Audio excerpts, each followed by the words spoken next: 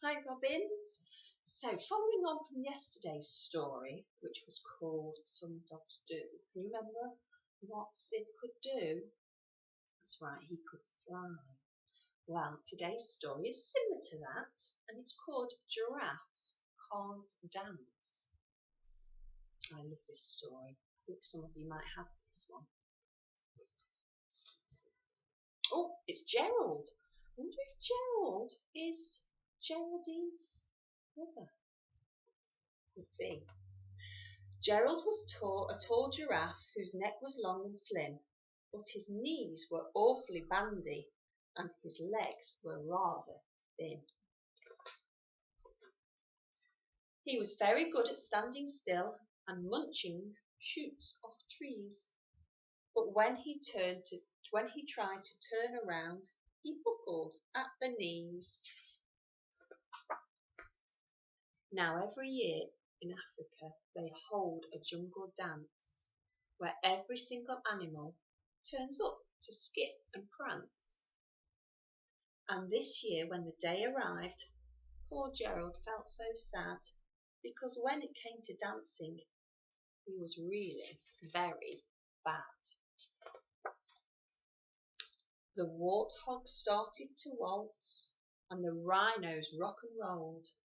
The lions danced the tango, which was elegant and bold. I like those pictures. The chimps did a cha-cha with a very Latin feel, and 8 baboons then teamed up for a splendid Scottish reel. Gerald swallowed bravely as he walked towards the floor, but the lions saw him coming and they soon began to roar. Hey, look at clumsy Gerald! The animals all laughed. Giraffes can't dance, you silly fool. Oh, Gerald, don't be daft. Gerald simply froze up. He was rooted to the spot. They're right, he thought, I'm useless. Oh, I feel like such a clot. So he crept off the dance floor and he started walking home. He'd never felt so sad before, so sad and so alone. Then he found a little clearing and he looked up at the sky. The moon can be so beautiful, he whispered with a sigh. Excuse me, coughed a cricket, who'd seen Gerald earlier on. But sometimes when you're different, you just need a different song. Listen to the swaying grass and listen to the trees. To me the sweetest music is those branches in the breeze. So imagine that lovely moon is playing just for you. Everything makes music if you really want it to. With that the cricket smiled and picked up his violin. Then Gerald felt his body do the most amazing thing. His hooves had started shuffling, making circles on the ground.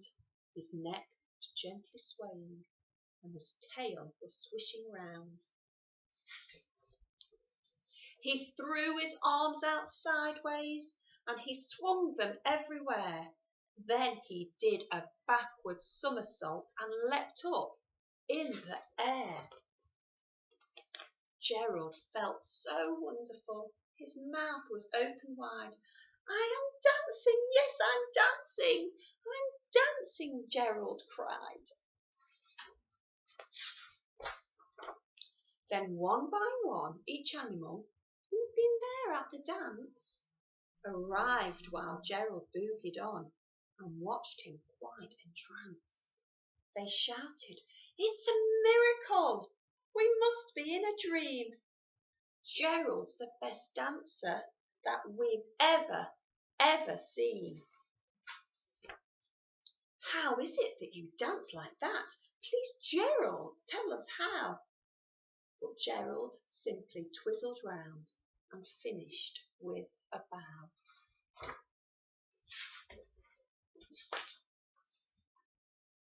Then he raised his head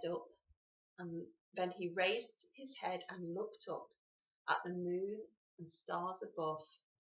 "We all can dance," he said, "when we find music that we love." Oh, good old Gerald. I'm glad he could enjoy himself. Hope you all have a lovely day today, and I will see you again very, very soon.